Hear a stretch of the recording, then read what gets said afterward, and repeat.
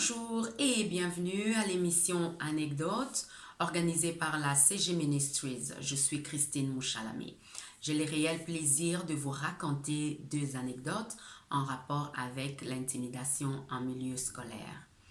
Ma deuxième année à l'élémentaire avait été une année très difficile pour moi. Dès le premier jour de la rentrée scolaire, ma collègue avec laquelle je partageais les bancs avait affiché une attitude très intimidante à mon égard. Elle était très autoritaire, n'usait pas de courtoisie ni moins de gentillesse envers moi. Je me rappelle par exemple qu'elle m'ait demandé de lui laisser toute la place sur le banc et lorsque je refusais, elle me bousculait, me poussait juste à l'extrémité du banc et il arrivait deux fois qu'elle me faisait tomber. Elle avait tendance à m'arracher mes objets scolaires et me demandait aussi de lui amener quelques objets de notre maison. Et lorsque je me défendais, elle me disait « Parce que tu oses t'opposer à moi, je veux te frapper le dernier jour de l'année scolaire. » Et la situation était de plus en plus très difficile, je devenais de plus en plus malheureuse. Toute la classe assistait à ces actes impuissants parce que les élèves ne pouvaient pas me venir en aide. L'enseignant non plus n'avait rien remarqué parce que ma collègue, semblait-il, elle était un peu professionnelle. Elle posait ses actes avec beaucoup de discrétion et de malignité. Parce qu'elle avait juré de me frapper le dernier jour d'école, j'étais obligée de me préparer en conséquence. Malheureusement pour moi, je ne pouvais pas en parler à mes parents par peur de représailles.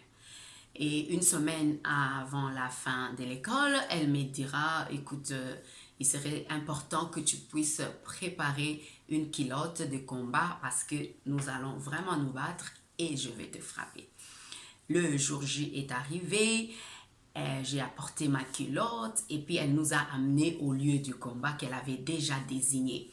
Arrivés sur le lieu, les élèves assistaient à un combat tant attendu de l'année, bien sûr. Et malheureusement pour moi, je me suis sérieusement fait frapper. Les élèves sont venus me secourir, ils m'ont enlevé de là et je suis partie à la maison. Arrivée en quatrième secondaire, j'avais des fortes ambitions d'entreprendre. J'ai décidé de monter un commerce. Mais avant d'y parvenir, j'ai fait une petite étude de marché. Je me suis dit, je pouvais commencer par vendre des biscuits à l'école. Les élèves m'achetaient des biscuits pendant la récréation et me remettaient de l'argent à la fin du cours ou encore le jour suivant pour ceux qui n'en avaient pas. Les choses s'est passées très bien jusqu'au jour où un incident inattendu me contraignait à abandonner mon projet. Il y avait un élève qui me devait de l'argent depuis 2 jours, elle essayait de se cacher. Le directeur de notre école avait l'habitude de nous réunir à la fin de chaque journée pour nous faire chanter des louanges avant de nous laisser partir pour la maison. Et pendant que nous étions en train de chanter ces louanges dans ce rassemblement, l'élève a croisé mes regards. Et nous étions en train de chanter la louange qui dit « Nous sommes l'armée du roi, devant l'armée du roi marche le roi des rois. » Et quand elle m'a regardé, elle a compris que je l'ai vu et elle a eu une idée vraiment très sordide. Elle a commencé à chanter mon nom dans la louange. Elle a changé. Elle disait « Mouchalami la mort, Mouchalami la mort ». Et elle le disait tellement très fort que tous les élèves de l'école ont pris la chanson de la façon dont elle l'avait dictée. Et imaginez-vous près de 300 élèves en train de chanter mon nom à haute voix et mon nom retentissait dans toute l'école. Les élèves ont couru sur moi. Les directeurs étaient incapables de les maîtriser et moi j'avais trop peur. J'ai couru, je suis allée me cacher dans la salle de bain. J'ai dû attendre longtemps jusqu'à ce que tout le monde soit parti pour que je sorte de là. Ces deux situations ont eu des conséquences très néfastes sur moi. Au niveau psychologique, mon comportement, mon caractère, mes sentiments, mes attitudes, rien n'était bon. Au niveau social, j'étais une personne très introvertie, très solitaire et j'avais du mal à intégrer des groupes. Au niveau physique, j'étais très agressive. J'ai passé une bonne partie de mon enfance à remuer dans mon cœur tous ces événements et à vivre la peur, l'angoisse, l'amertume et même la haine de tout ce qui m'est arrivé. Heureusement pour moi, étant une personne profondément ancrée sur la réussite et ayant toujours les désirs d'entreprendre, j'ai fait deux choses.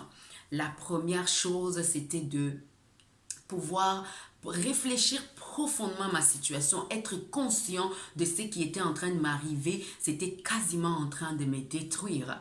Et deuxième chose, j'ai pris une décision vitale. Je devais aller trouver des ressources pour me sortir de là. Je suis allée donc auprès des institutions adéquates où est-ce que j'ai pris quelques ressources, j'ai trouvé de l'aide auprès des personnes qui ont pu me suivre et jusqu'à présent, je continue encore à utiliser ces ressources. Les statistiques montrent que un élève sur deux est victime d'intimidation en milieu scolaire. L'intimidation est définie comme un comportement, une parole, un acte ou un geste délibéré ou non, à caractère répétitif, exprimé de façon indirecte ou directe sur autrui. Plusieurs élèves sont en détresse psychologique et même physique juste parce qu'ils sont victimes de l'une ou de plusieurs formes d'intimidation réparties en 5 catégories. L'intimidation peut être physique, lorsque les élèves se font frapper, ils se font trébucher, ils se font bousculer. Elle peut être verbale, lorsqu'elles se font insulter, elles se font menacer. Et elle peut être sociale lorsque l'on répand de rumeurs, de fausses rumeurs contre la personne ou on la discrimine. Elle peut être matérielle lorsque on t'arrache tes objets scolaires comme c'était dans mon cas, ou encore on vandalise tes objets ou on te les détruit. Il y a la dernière forme, c'est celle de cyber-intimidation. Vous voyez, avec les réseaux sociaux, ils peuvent utiliser les sites web, ils peuvent utiliser des textos, des applications et même des courriels pour intimider les autres. Alors, pour que nos enfants puissent vivre une vie équilibrée et centrée sur l'objectif, ils ont aussi besoin d'avoir un parcours scolaire de qualité. Cependant, j'aimerais nous encourager, quel que soit le rôle que tu joues auprès des enfants ou des élèves, que tu sois parent, que tu sois tuteur, que tu sois grand frère, grande sœur, quel que soit le niveau de responsabilité que tu as, j'aimerais que nous puissions tous ensemble prendre la décision de sauver une vie, donc d'aider nos enfants, d'aider une vie à pouvoir s'épanouir. Pour y arriver, nous devons prendre 4 décisions importantes. Première décision, c'est d'être profondément conscient de la pertinence négative de l'intimidation sur la vie de nos enfants. Nous devons pour ce faire aller trouver l'information, nous acquérir de ressources nécessaires pour intervenir adéquatement auprès de nos enfants en cas de besoin.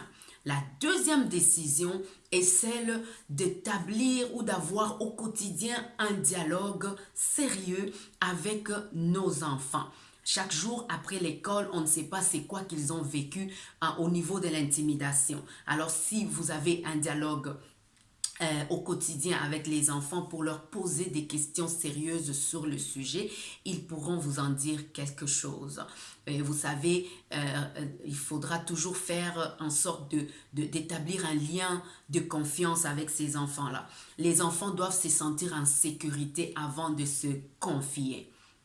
Et plusieurs élèves, comme vous le savez, ont peur de parler à leurs parents.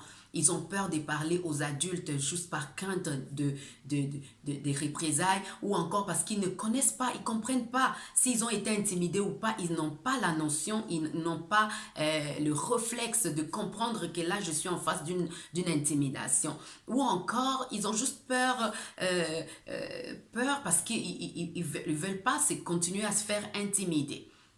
Et la troisième décision, c'est de pouvoir repérer les signes qui font que vos enfants sont victimes d'intimidation ou ce sont les intimidateurs. Par exemple, pour des enfants qui sont victimes d'intimidation, vous allez comprendre que les enfants ont parfois tendance à refuser d'aller à l'école. Ils ont eu carrément un enfant qui s'appliquait bien à l'école, que tout d'un coup, l'enfant ne s'applique plus bien, il y a baisse de performance scolaire.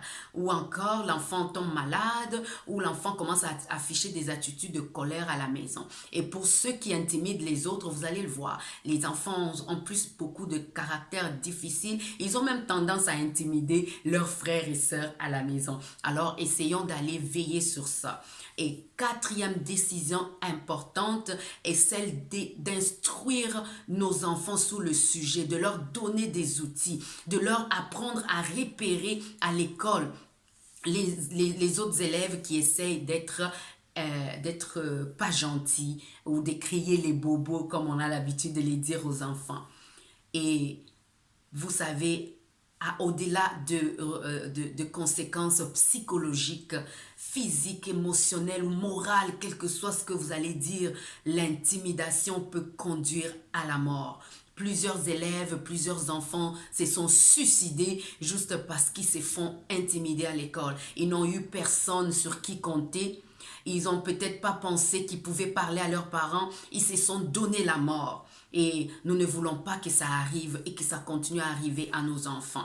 Et aussi, l'intimidation peut être un acte criminel. Si un autre élève blesse l'élève, et si ça dépend de l'âge de cet élève-là, et il peut être conduit en justice. Oui, ensemble, nous voulons aider une vie, nous voulons sauver un enfant. C'était Anecdote avec comme thème comment prendre les bonnes décisions. Merci de m'avoir suivi et au plaisir de vous retrouver à la prochaine édition. Au revoir.